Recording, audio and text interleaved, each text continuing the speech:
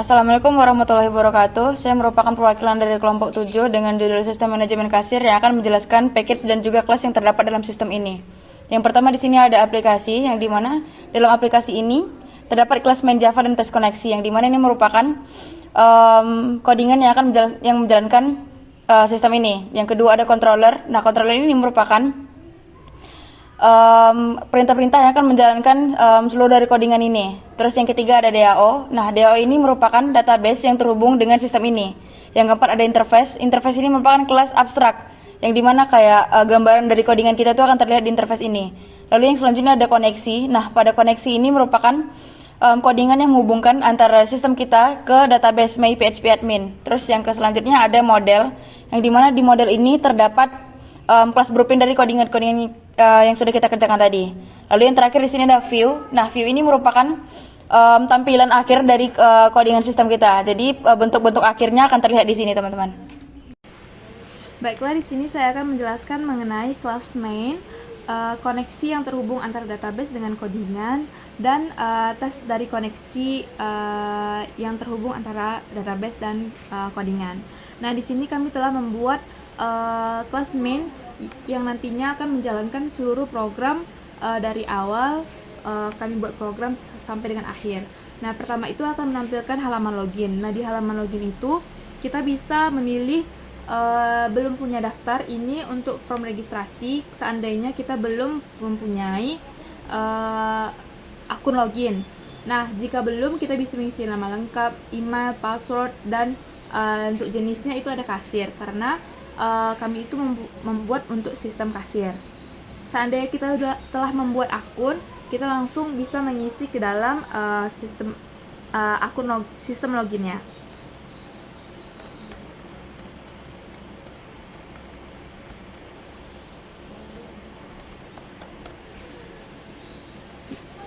Nah, setelah login dia akan menampilkan kata selamat datang. Nah, di menu utama itu ada data produk, ada transaksi, laporan penjualan, dan logout. Nah, di data produk itu nanti dia akan bisa mengisi kode produk, ada nama produk, harga, dan stok. Bisa tambah, simpan, edit, hapus, kembali. Ketika dia misalnya jadi pisau, bisa diedit, dia akan merubah ke dalam tabelnya, terus bisa hapus juga. Nah, dia akan mengeluarkan message data telah berhasil, lalu kembali dia akan menampilkan ke menu utama.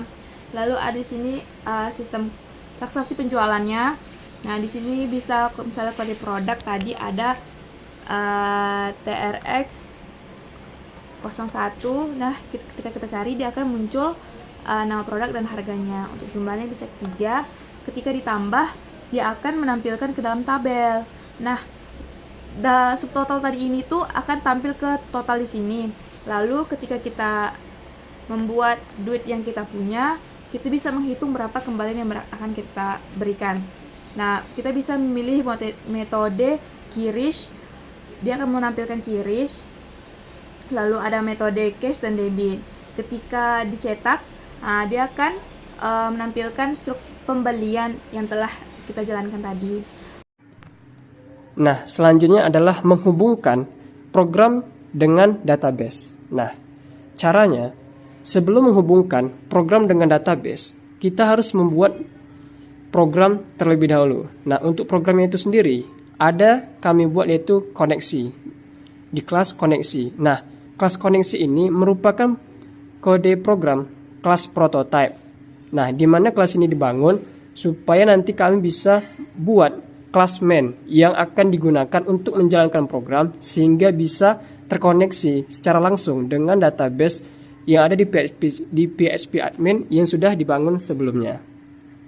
Nah, ini adalah kelas prototipe-nya dari kelas koneksi untuk menghubungkan database. Lalu di kelas teks koneksi ini adalah program yang akan dijalankan untuk menghubungkan database dengan program. Caranya